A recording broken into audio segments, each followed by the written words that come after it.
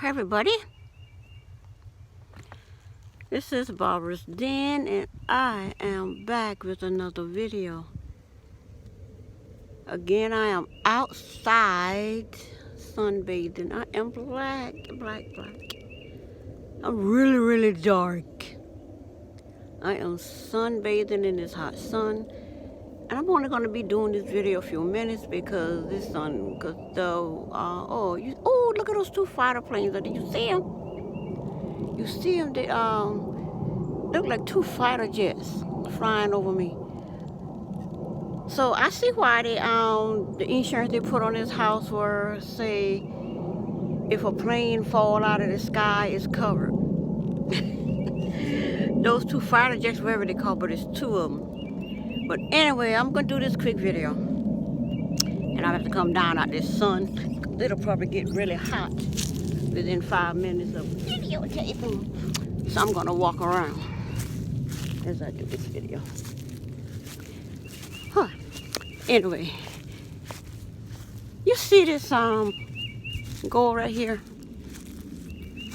The guy stayed next door, his son, his stepson. That was his basketball goal they played when they were teenagers. My son, he was very young when we moved here.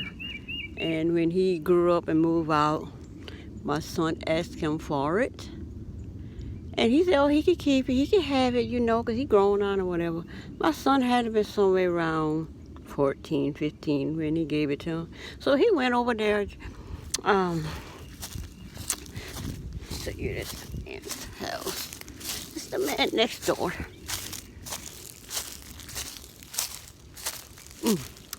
Yes, this the man next door over there. His wife been gone for many years. I remember when she left. But he's still there. It's her house, her property that she inherited from her husband who committed suicide. And then she married him. So all of that is hers, but she let him stay there. I don't know where she is, but she's in the area somewhere because I've seen her. But anyway, his stepson gave my son this because he was about maybe 18 and done moving out. They weren't really playing ball no more with him and his friends. So my son dragged it over here. He kept it over here for years. Then I dragged it over here for my grandson. And the reason I'm mentioning this thing because birds will build a nest anywhere. Birds will build a nest anywhere. So when I'm sitting there over there in my red lawn chair, I'm just watching a bird go in and out of this thing. So I want to see the bird nest in there, but I would hate for a bird to fly out and poke me in my eye. That wouldn't be pretty. But anyway, I put this bird nest up here. I put this bird house up here. For birds, I put it up here maybe 3 years ago. I haven't seen a bird take to it yet. Let me see. There's nothing in it. Well, maybe one day a bird will want to build a nest in it. But I guess they like old stuff like that. Because this one up there, this one up here, longer than that and there. So my grandson would play with it, but my son, when he was little, he put it real low so he could put the ball in it. I'm like, why did you do that? It's dumb. But now my grandson wouldn't put it up, and now we're not strong enough to put it up. And I guess he just don't feel like it. He in the house there.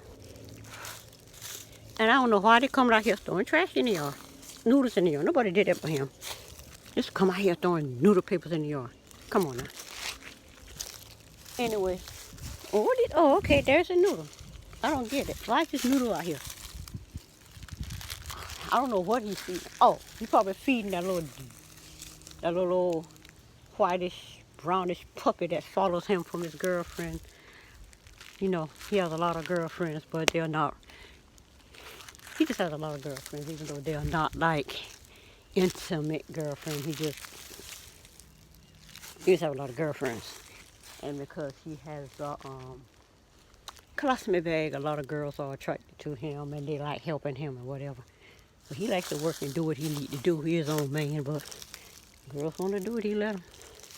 But anyway, this right here is my daughter. She moved from Georgia.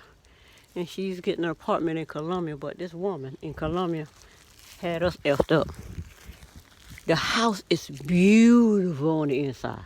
But when we got there, if you know anything about Trenton Road in Columbia, this apartment, the sidewalk is the yard. The highway is the yard. The backyard is completely grown up. But I said, well, maybe you could drive me around the back. But she know you can't even drive around there. I'm like, her backyard, that backyard is like, it's like my backyard, but worse. See, all of these trees right here. Now, when we first moved here, this was further back. But the guy we used to pay to cut the grass, he decided he gonna make the yard shorter and shorter and shorter. And we telling him about it. But no, he wanna, I don't know, he just wanna play games. But I don't know why people get it in their mind that they can, you paying what you paying on what he asks. But he could come and shorten your backyard and you tell him about it. He talking as if, okay, well, yeah, I know. Anyway, that's why my husband ended up cussing him out. And he don't come around no more. And that's because he always liked me anyway, but I don't pay him no attention. But me and my husband separated. He decides, ooh. And I'm in the McDonald's line doing my schoolwork. He coming up in there all flirting or whatever. He flirt whatever, I don't care. This is what it is. But my husband coming there saw him flirt. You talking about God, man, he got finished cussing that man out. Now we ain't even together when you cussing this man out. I gotta tell this man, just because me and my husband separate, you ain't gotta worry about me. You don't gotta worry about me talking to you and dating you. You just a man that cut the grass. And you always flirting with me. I don't care. As long as you keep your hand to yourself. You cut the grass like I want. But all of this right here, you could have drive there and drive, and you could you could have, this tree right here, you could have drive around this tree, all of that right there, and drive on out. But when he did what he did, allowed the woods to come further, and I'm noticing he doing it. And he's like, okay, I don't know where people get off doing that, but that's why I learned since 2017. You got to teach people how to treat you. I get nasty, I get froggy, I get all kind of things. Anybody can get it attitude. So now people realize, okay, she crazy. We can't play them little games to her no more. Exactly. Anyway, I'm figuring out where my mask is. It down there on the ground. I guess it fell off my face when I was out here maybe some days ago. Because I went to put it on when I was out and about yesterday. I went to put it on, whatever. I didn't have it, but anyway, I'm good anyway. But anyway, what I want to talk about is this thing with Nene. I just watched The Breakfast Club virtually interviewed Nene in her home. I thought it was a great thing.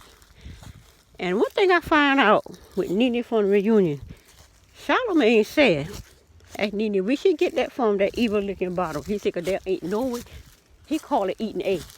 He want to say licking bottles and eating egg, and that's not what Nene said. See, you can turn around and say somebody say something.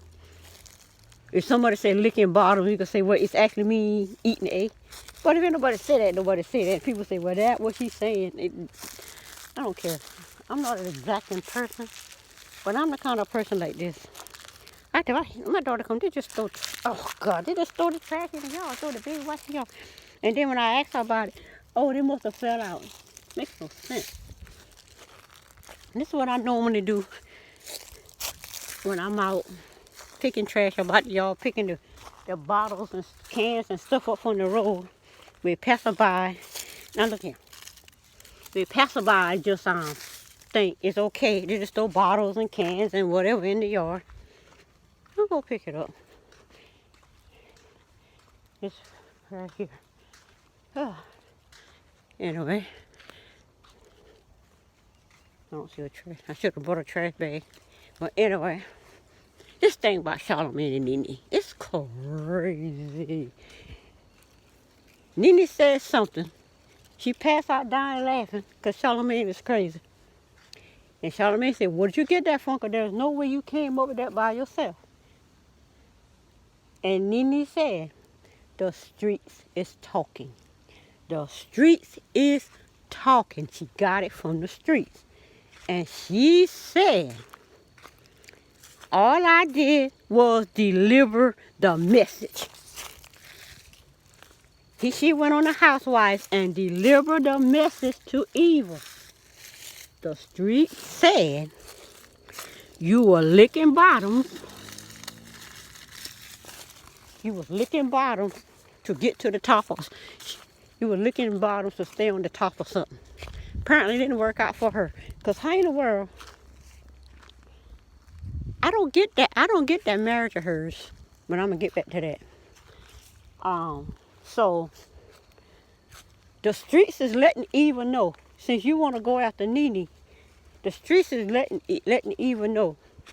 Girl, you've been licking bottoms to stay on top. You were on top, and now you were licking bottoms to stay on top. Because apparently, and she's broke. Now, my thing is, how does a broke person buy a $700,000 house? It's not hard for broke people to buy houses. I bought this house brand new, brand spanking new. And bought this land for $8,900, 2.65 acres.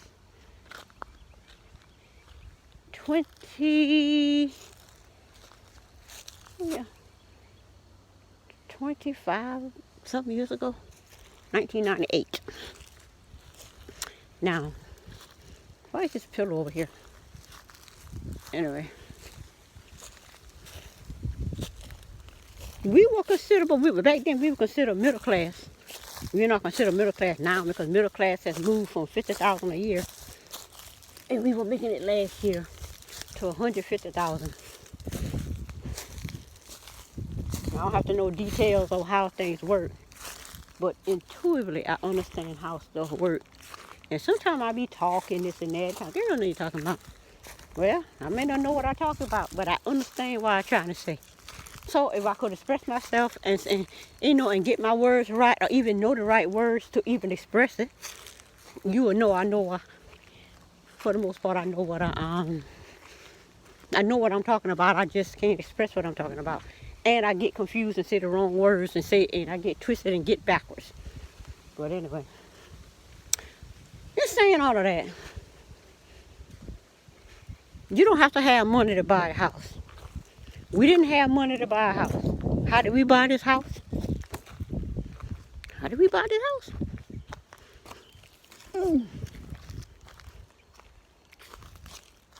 Holding on to my husband's paychecks. While we running around getting, making sure I get a good interest rate. And back then, when you bought a house and find out it's a balloon payment and you don't got when you don't got effed up, you tell them take their house and wrapping up their when they tell you when you got a good friend that's going to buy the house out and sell it back to us, and you call me on my phone and tell me we can't sell no house unless he say so. I'm like, who the heck you think you is? I'm buying this house, and he going down there to buy the house because we don't realize what you got us into. Because I was 30 years, my husband, I was 30, my husband was 7 years younger than me. So my husband had to be like 22, 7 years older than me, 7 years younger than me. So 23. So my husband like 23, I'm 30. We bought a house for the very first time. We just got married and all of that. And you get us into that.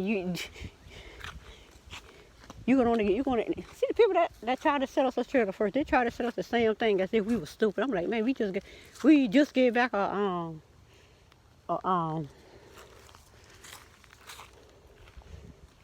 balloon payment house. Ain't nowhere on this planet you can fool me into buying another balloon payment house and not know it's gonna be. You ain't gonna this and you ain't gonna that.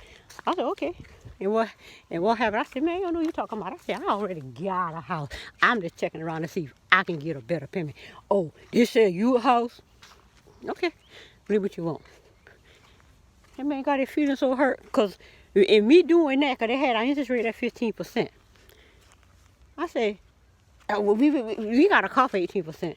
And I didn't know nothing about buying cars then. But my next car was what? 6%. When I bought another, when I bought my other cars, the interest rate went down. I'm like, okay, you got me on 18% years ago. That's before I got married. So now, we were already married. Back in '97, I think, when we bought the car, 18%. We didn't know no better. But once we understand better, then we tried to buy a house, and the lady had the house at 18%. I said, that lady, I'm not paying 18% on a daggone house, and I got 18% on a car that ain't good. So she like, oh well, whatever. Oh, you this, you that.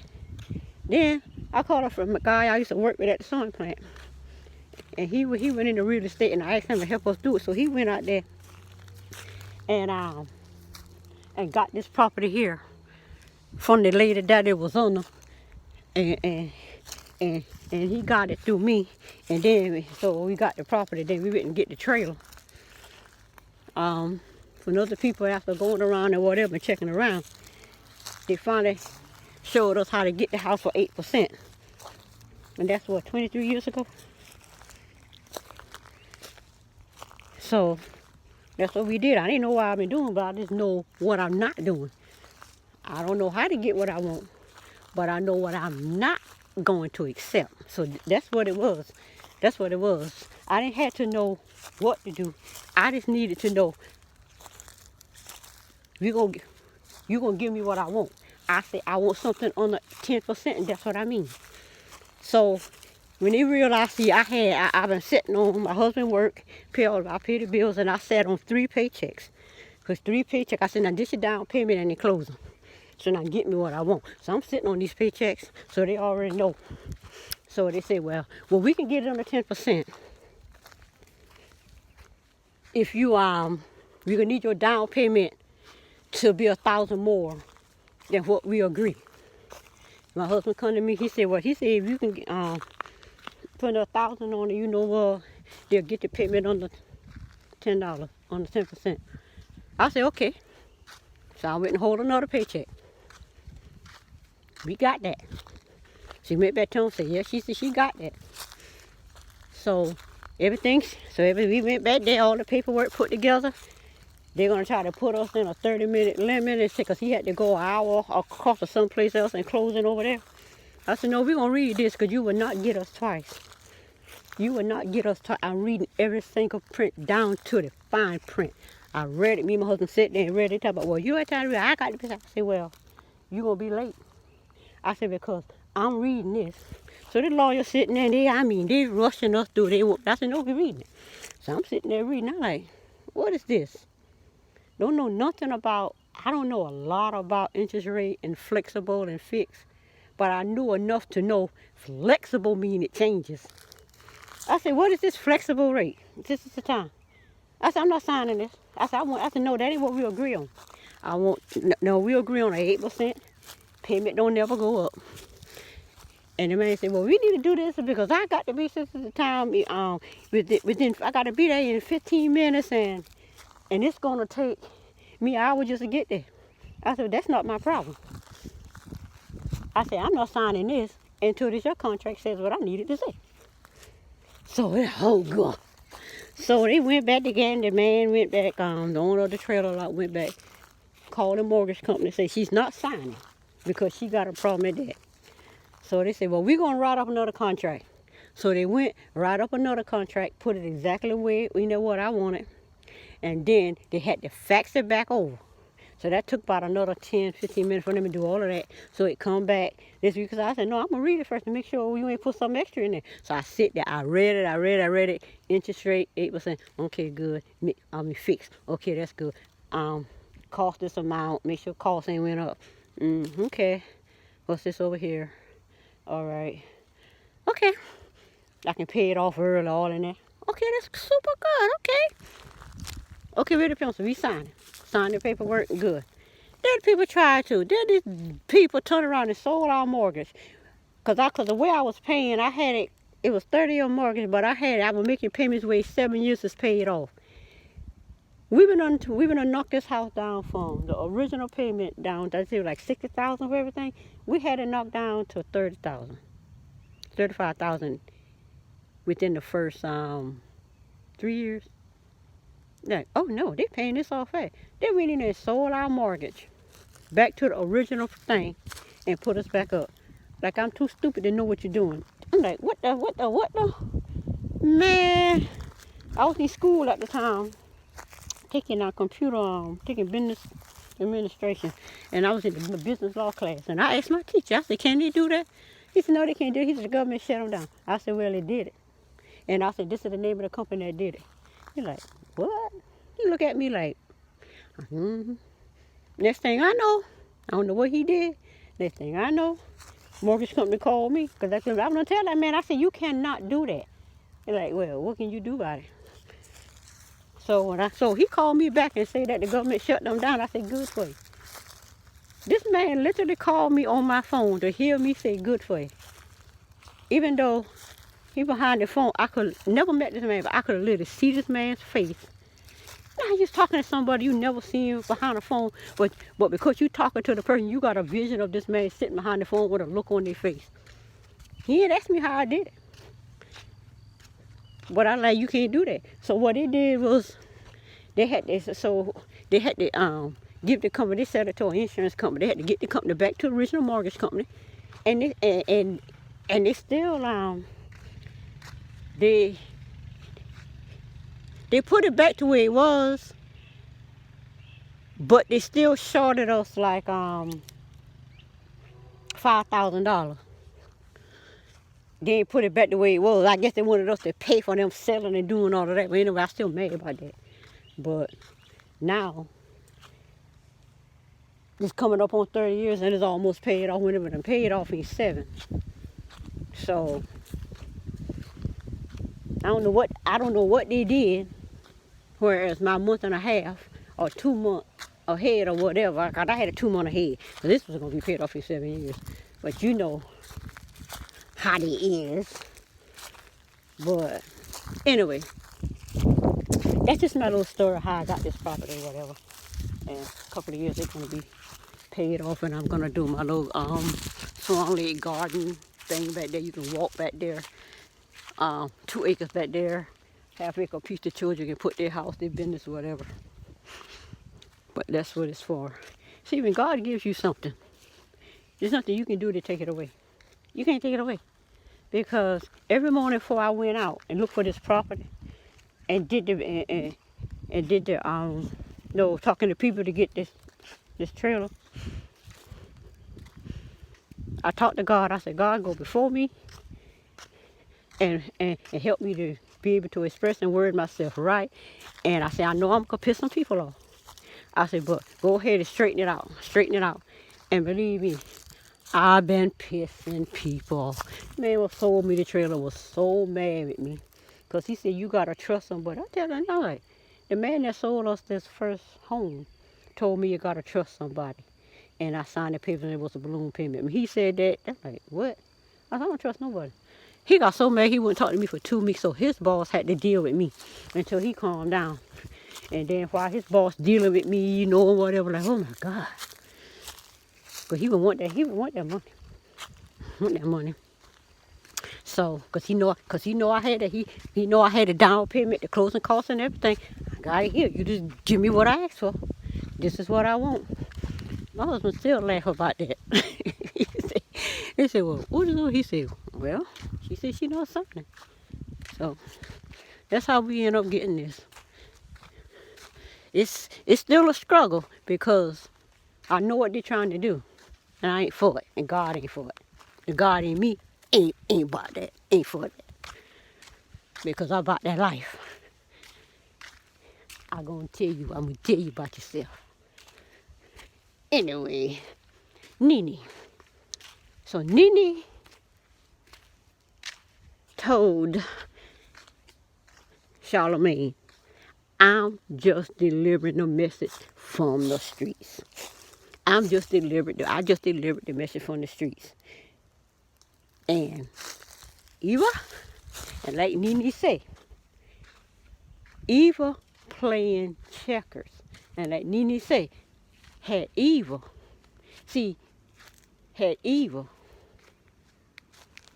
stick with the one. She said she knew for 10 years she would have teach her how to play She would have teach her how to play chess. She said, but no, she want to go on the other side over there.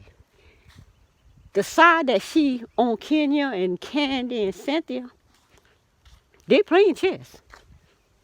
It's just that who gonna come out the winner. And apparently Nene came out the winner. Because they checkmate. Nene came out the winner. But Candy and Kenya played well. Cynthia was a casualty because Portia brought out the receipts that proving Kenya said it's only a matter of time before Cynthia's gone. So they were just using Cynthia. Now they ain't show Cynthia no more after Portia sent those receipts. Why? Because you left a good friend almost 10 years for a fake friend. Kenya ain't nobody's friend. Candy ain't nobody's friend. Cynthia got what she deserved. Eva is a little mini Kenya playing checkers and got wiped out by Portia. Portia wiped Eva out. And Eva deserved it. Eva saying she ain't did nothing, this and this and that. Girl, you mad 'cause Portia, like she said, just the normal Real Housewife style, just put it out there. And because she don't like Nene said, she don't know how to play the game. She don't know how to play the game. But she was a teacher. But no. Girl, she was on the bottom so long. Like they say, licking bottoms. And you up here trying to play the game. First of all, Candy will go along with you. But Eva, you messed up. Portia wiped Eva out because Eva played too many games. You can't come at nobody the way she came at Portia. Talking about PJ is Dennis in a bowl. Saying she Dennis in a bowl meaning saying the girl looked like a man. This ain't what she said. Well, Nene said she looked like Dennis. No, you said she Dennis in a bowl. Everybody else saying the girl looks like her daddy. You didn't say she looked like her daddy. You was mad. There is a way, and Nene said it several times when she went to Portia's house to show the difference between, oh, she looked just like her daddy, and PJ Dennis in a bowl. Girl, bye. You cannot do that. You cannot do that. And then she kept saying, then she tell, and she was shading. Girl, you don't shade nobody about their baby. Is you crazy? You don't want nobody to say the lightest little thing about you that